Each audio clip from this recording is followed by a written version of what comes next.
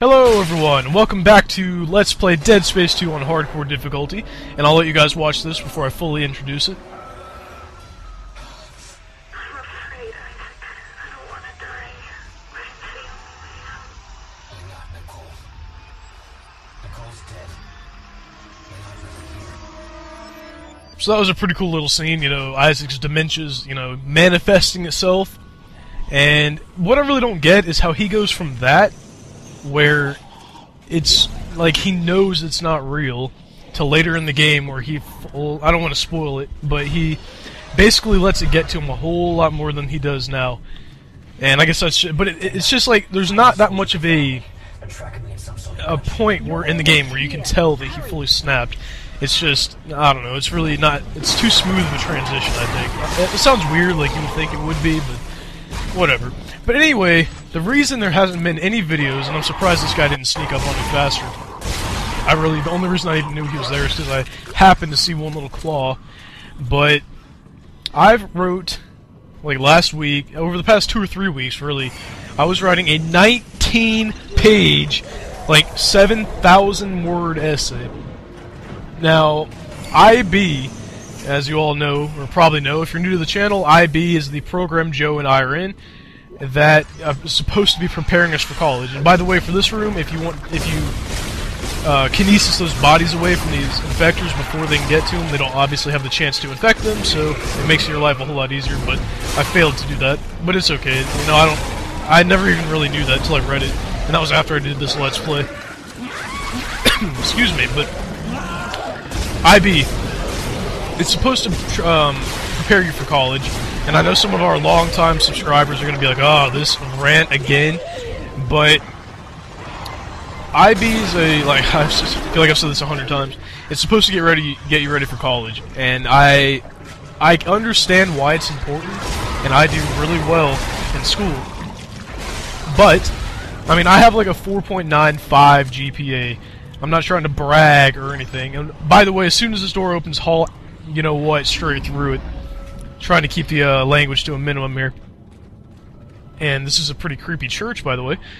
But IB, there's so many components to it. There's CAS, where you have to get 150 hours of, different categories of hours. And there's IAs, where, like, in class, or not in class, but projects you have to do, and as we get to Chapter 4, where you have to do, like, a whole bunch of projects and experiments and all kinds of crap.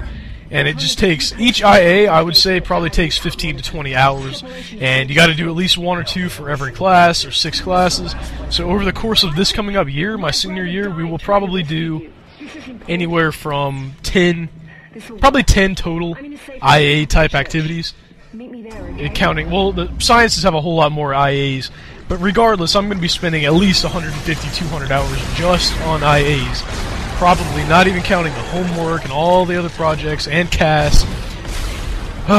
Don't mean to rant about school to you guys, but sometimes you just got to get it off your shoulders. And I don't know if you guys can hear it in my voice, but my throat's really strained right now. I've had a really sore throat these past few days, and I think the stress is just finally gonna... Whew, boy. But I even had to stay home sick last Tuesday, and I never stay home sick. But anyway... Video games, apparently, is the only thing that's going to keep me sane, other than my friends. And you can see me fail trying to pick up this guy right here. I don't know why I just shot him right away. But I was trying to do what you're supposed to do, and one thing that Dead Space 1 really drove home is that if you see dead bodies like that laying on the ground, you shoot their limbs off so they can't be infected. And you don't have to worry, like I said, about these guys jumping on you. It seems like, I wish there would have been like some sort of meter, like, the faster you tap A, the less damage you take. And I'm not sure if that's how it is or not, but I don't know. But this right here is a perfect example of why you should not panic. And a perfect example of how everything is not going to go perfectly on your run. Because as you can see, there are a whole bunch of enemies coming after me. And I'm dangerously low on ammo. We're not really anywhere near a store. So, just take your time, don't panic, and... Really what I didn't do there, but what you should do is put your back against a wall. That is the one big, huge tip I have for this game, is to put your back against a wall, but make sure the back, or the wall that you put your back against, doesn't have a vent on it because it'll just come right through it and foil that whole plan. And I'm not really sure what that room right there is for. I mean, I don't even know where that goes. I've never gone in there. Can't be that important, right? I feel like there's probably a power node down there I didn't get, but... And this room right here, I'm going to get to my strategy for that pretty soon. But that decompression window right there is one of the only ones I really love to like use as part of my strategy on hardcore. There's one later in the game where you do not want to touch it because there's a slim to none, like 0 chance of you actually getting out or being able to shoot the thing to close it. But here what I like to do, there's going to be 3 necromorphs that spawn in here. And what I like to do is let them all spawn. Don't let them hit you, that was pretty stupid. But let them all spawn, all 3 of them, and then let them shoot out the window and let them fly out. That way you don't have to waste so much ammo. And I really shouldn't have let that guy hit me, but, you know, like I said, don't play perfectly. And I've failed really hard here. Yeah. And the thing is, once you stasis that thing, you gotta wait for it to go back up, and it's already slow. There we go. And what I like to do is stasis it and then refill, so, you know. And this is one of the creepiest one of these dementia attacks. Just listen.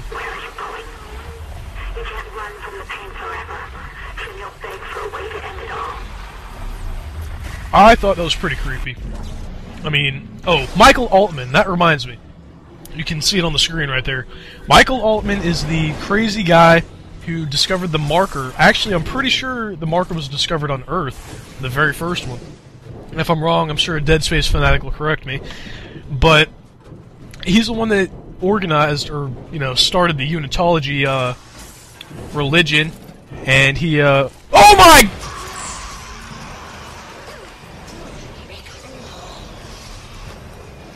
Yeah, Nicole's going crazy. I don't even know what to make of this. But anyway, one thing I've always wondered is how Isaac got that needle. Like, where did that needle come from? I understand, like, the manifestation of his dementia is what was attacking him, but where did the needle come from? Anyway, Michael Altman, he started Unitology, and there was a guy in our area a while back.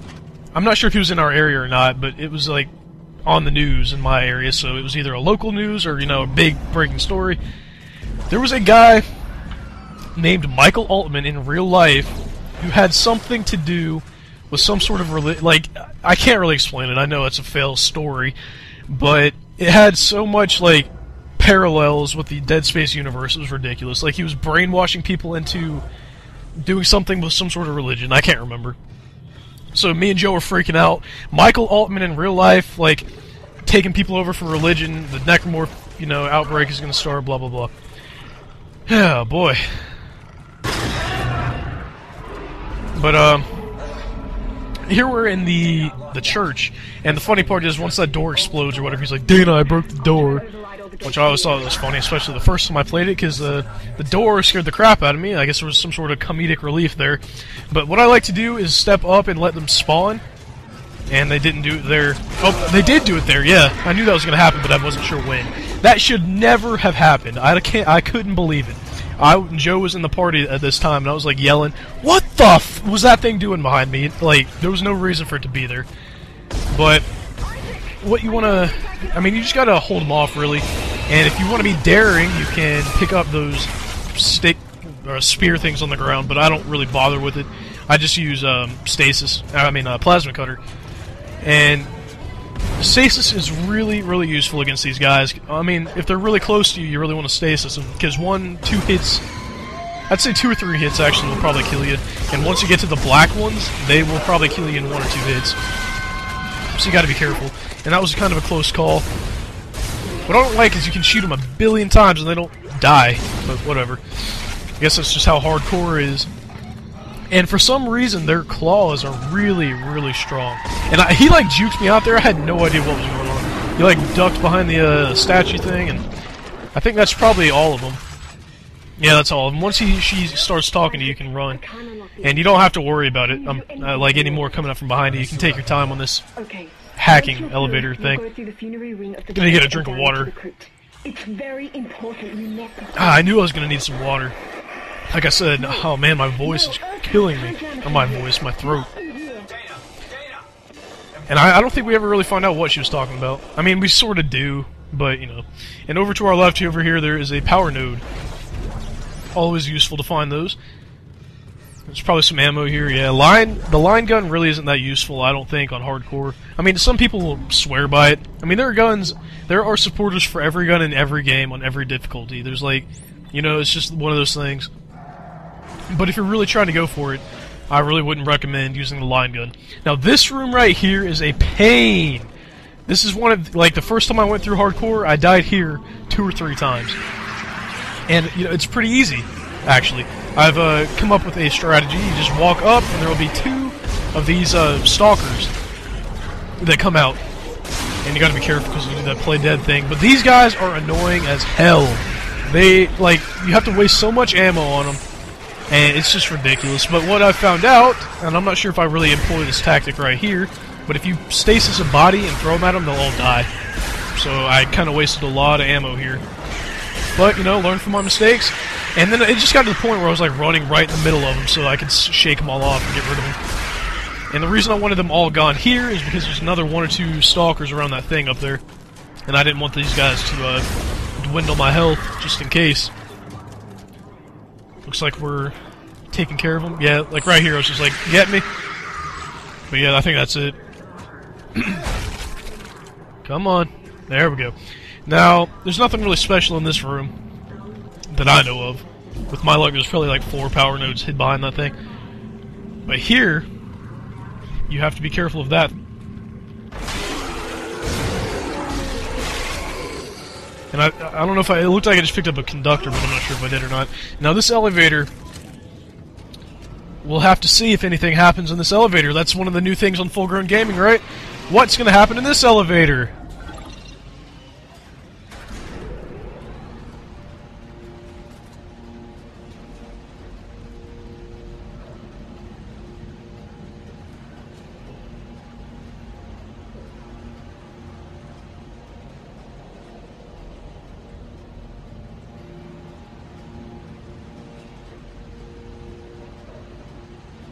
Nothing happens in this elevator. See, they try and psych you out so hard. But thank you guys for watching episode 4. I want to see you guys back for episode 5 and chapter 5. Look at that.